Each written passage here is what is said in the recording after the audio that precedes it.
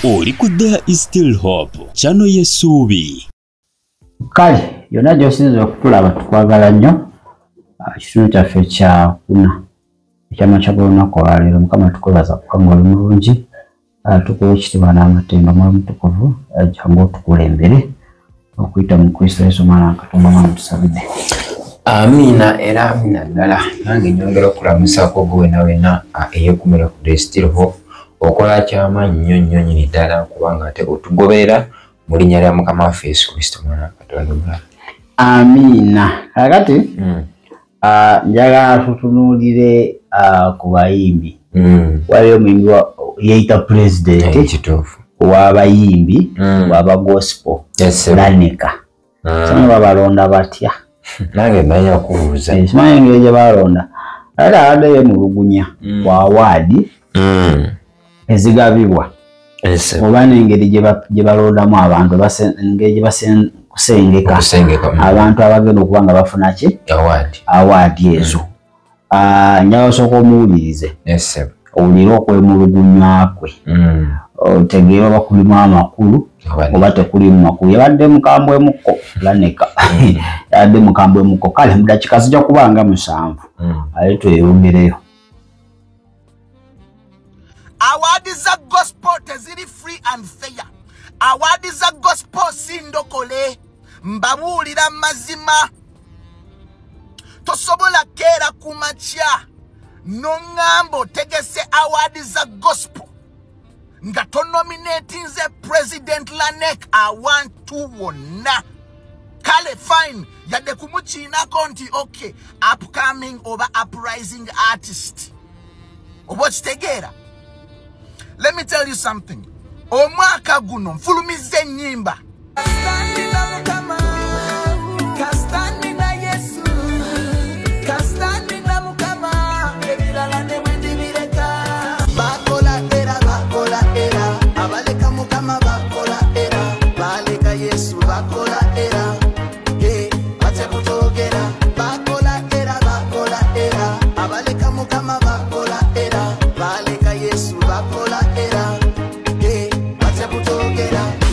Is it trending in top 10?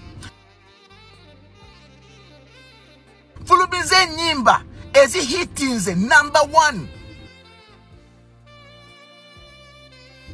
Ntegese ebivulu bibiri ekivulu ekyasooka kyali ku Fido Dido enkuba yatonya okuva saawa 4 paka saawa 12 but still abantu olukaaga mu 5 basobola oku making us through the rain. Eno event najise the revival and awakening of the gospel music industry. Amen. Kankubulire waliwo omuyaga oguli mu kuyita sound guli mu kutereeza industry.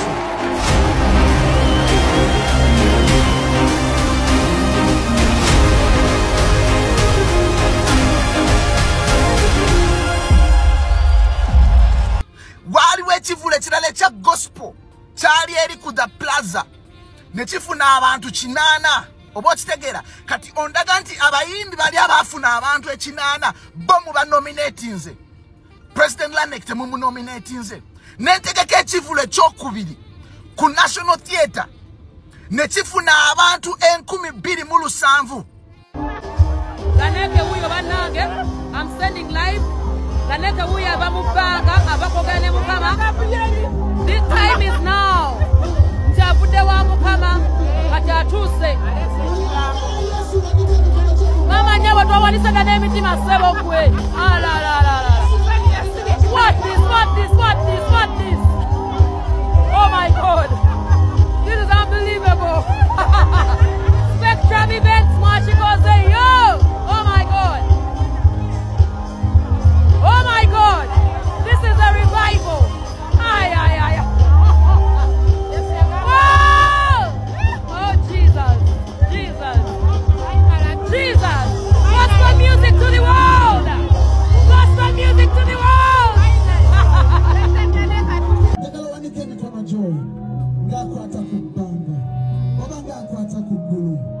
And I really need to hear you sing this with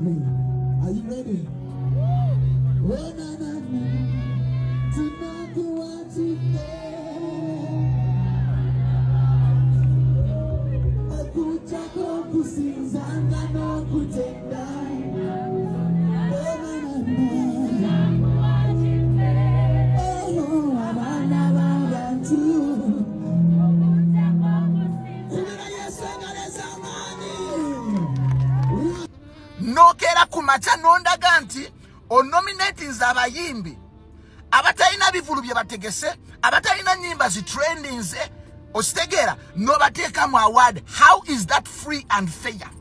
How are those awards ndokole?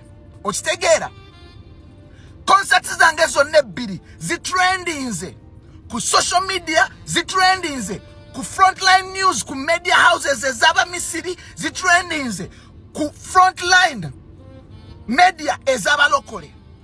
Okitegera gwe ng'ongamba nti awadi zo tezirimu nkokola, gwe ng'ongamba nti awadi zo tezisosola, tezirina agenda kweziri. No. Tetugenda kusirika, tugenda balabisa.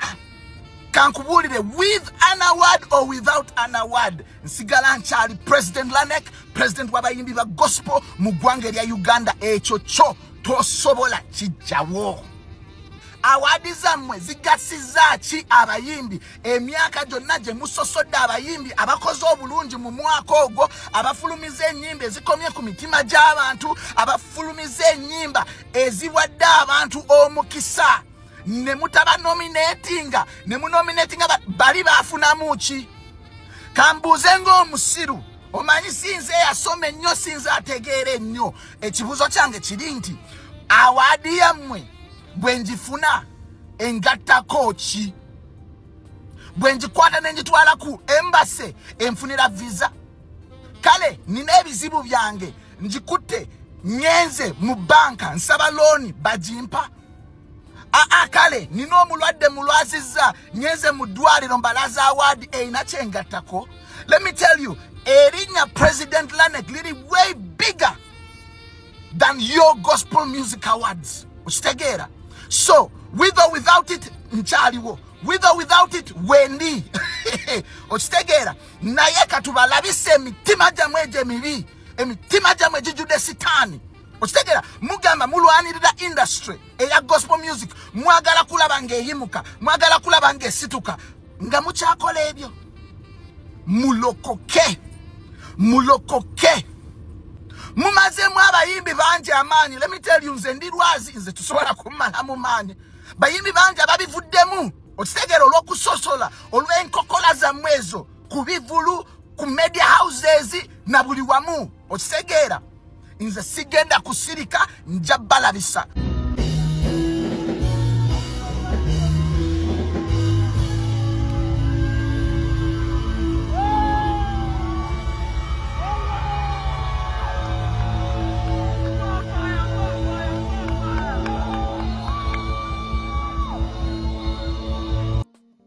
Kale weebale kubanga ate otuwuliriza. Lanek oyo omulabye okuyomba kwe, gamba awadi teziri bibiriko, naye ate sitiro ayagala bamunominatingemu. Mbu awadi ezasiza wa Katonda, naye ate zaakayana lwaki bakoze ki? Bamumye. Era n'abalaga lwaki abadde ateekeddwa okubanga bamulonda nominated. Webalekera president ne balonda abalala, kitegeeza tolina kyo waaka tewali, toli wathe lwando kizigwanidde. Ebyo abayimbi abaweza ba gospel lwaki temwesonyiwa bya awadi ebyo? Awadi kiki buli kaseera awadi sibitegeera. Omuntu ayimba ennyimba ezibulira enjiri z'obwa Katonda, tolina budde bukayanira za awadi ezo. For sure. Awadi tezina amakulu ezo. Kyo kituufu. Ezo awadi bangi babawambiddemu. Bangi balabyeko. Tebakyali ki kye bali lwa awadi ezo. Bakyukamu. Kitegedde? So agambye ye alina obukakafu obulaga nti abadde ateekeddwa okubeera ku awadi ezo. era nakulaga ennyimba naddala ebbiri ezo mbu zisinza okutrendinga zikyase nnyo ezitambudde nnyo olumu lwe bayita baluyita bata bakola era abatakkiriza Kristo naye oluwuliza mulimu ebimbe era ekikyuka kyayimba bakola era kimanyi osobola okuba okuba dakiika nga 5 ng'olyoku ate 5 luweza anti ng'oyimba ekyo kyokka naye temulimu wadde kubikulwadde n'oku munange bakola era owange bakola era nkugambye bakola era nalera mu kasanina Yesu oba Mukama ebirala seetaaga ebyo byokka byowuliramu naye tekuli wadde revelation nanakomaawo naye yategeka ebivulu omuzungu kyayita concerts ebivulu ebyasomboola abantu namungi w'omuntu ne mutalaba maanyi ago agenda ekivulu ekimu kyalimu abantu 65 655 ate mbungenkuba yatonya emisana lyonna naye abantu ne bakola nga bakolaki wagumaanyi ne mujooga amaanyi ago akukuba kuvula enyakola ekivulu ekirala ne mubeeramu abantu 27,000 nga baali bayitirivu era mukirabyawo ne musigala nga mukyanyooma amaanyi g'abantu people power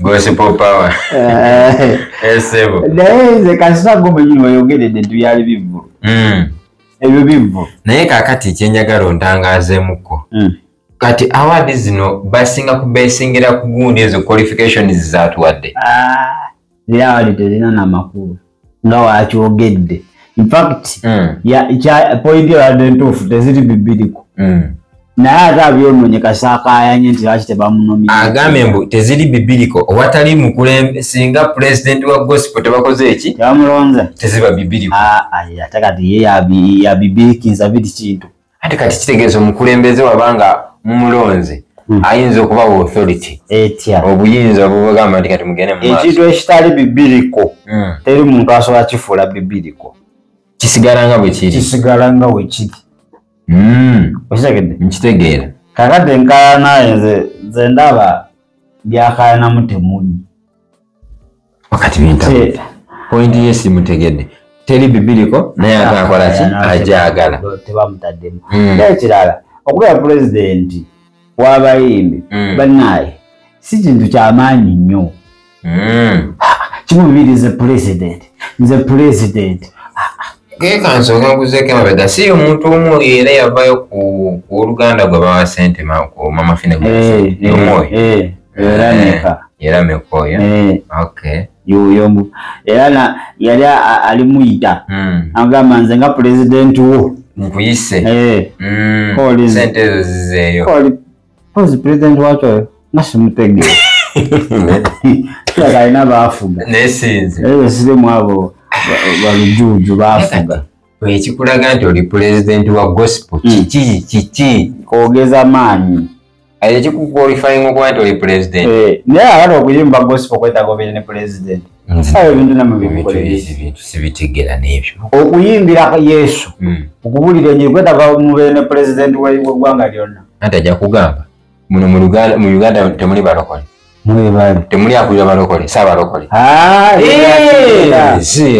mulimu saabalokole mugenze mu ddiini saabalokole waali muze mu byala saabakristo kati kitegeeza nti saabagosipo akulira abalokole mu nsi yonna ye Kristo twalonda naye waliyo akale balonda anti balonda byabwe bateekawo kabiina kaabwe akakundi ayawo kandi kagene wamukulembeze nekayonka kakama ale nekekusako kati bituuke nokugrawundi kwegamba kasibisigalawo mwekasaba bayita ne babawayo soda n'omuceere mutegeke emikono ku kipapula mukulembeze kyaleese atuwadde eddembe eryokusinza ye nga abeera ne bamuwabiza biliyoni ze nga yeeyonkera nga godde eno nga ŋŋala kakati esebo ebitiibwa byonna byetebirimu kituufu byonna tebirimu kakati amekabuuzisa butaye awaadi eno erina mugaso ki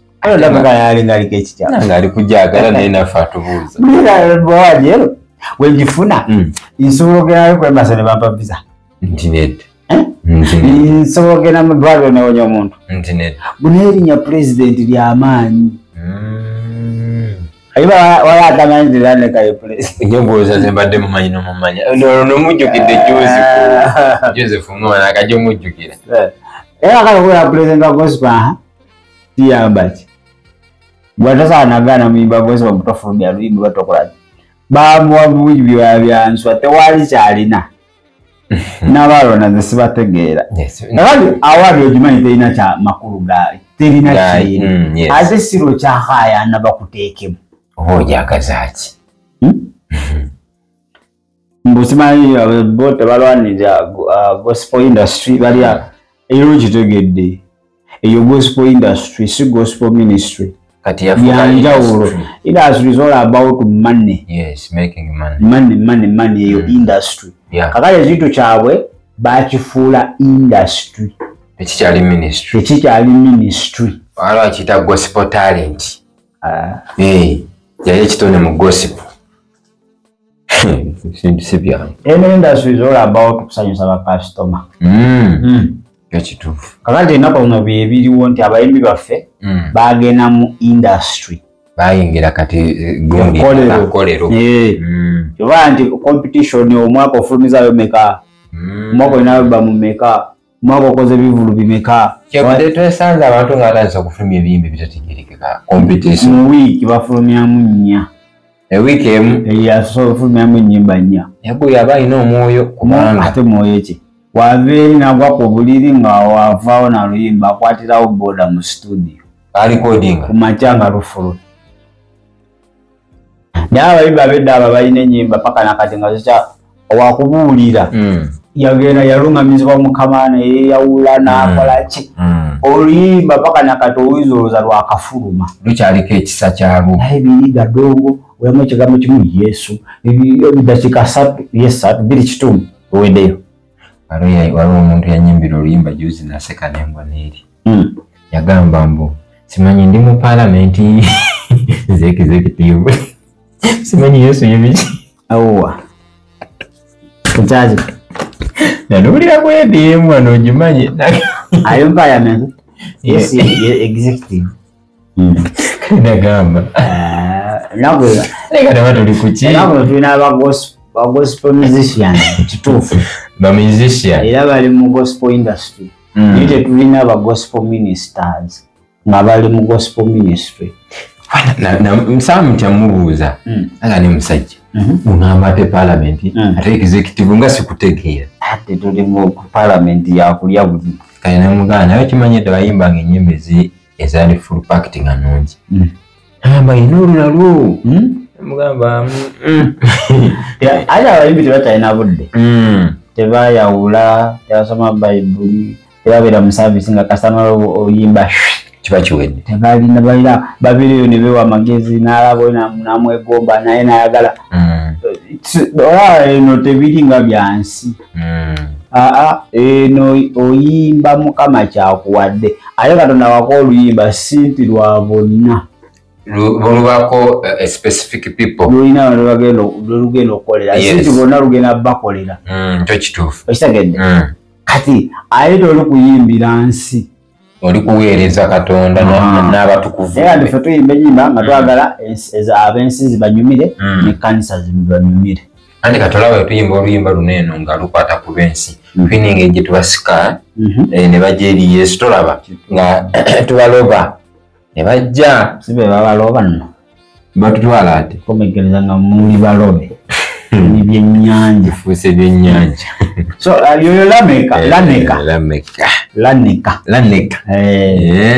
Laneka mbu pulezidenti w'abayimbi aba gospel akaayana lwaki ye tebamunominatinga mu awaadi ate zamanyi embi yamanyi kitezina makulu ate zayombera kyamulumye nnyo kyamukosezza kumanyi kyamulumye yabagiddeyo newe evidence yaleese ebyemabega mulabe ezitrendinga bivulu byonna byakoze abantu ne bajja nga bangi naye lwaki mukwata mutya abantu abakola ebivulu mubeeramu abantu 8 actually yagambye n'abo abantu bemuleeta tebakola nkwede ekivulu n'eki akikola munemubeeramu abantu 8 ekivulu kati ye akola ekivulu ekibiramu abantu 207 nemumuleka ebbali kitegeeza muliko ekikyamu mweyagaliza mulimu emitima emibi mususula muli basetaani abikyaye ebirabisi bya bayibuli era awaadi tena kyemuyamba erinnya pulezidenti lyerisinga omuyamba naye lwaki temwamunominatinze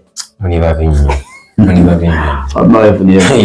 kale twala kristo ng'okyali mulamu abafu tebakkiriza kristo era bayibuli egamba nti abafu tebasinza katonda mulamu yalina okusinza katonda kati ng'okyalinawo akalembeekeriza kano ng'okyassa mwana wa ssebo wetwalira omulokozi gamba yesu nkwebaza ku lw'olunaku lwaleero kubanga nkyali mulamu njatula nga sikakiddwa wabula mu ddembe lyange obeera omulokozi wange okuva leero okutuusa ennaku zange zonna ez'obulamu bwange mu linnya erya yesu amina era amina ddala kale katwetolemu eddakiika emu okubaona ekitundu kyaffe ekyokutaano bwe kiri ekyamakya g'olunaku lwaleero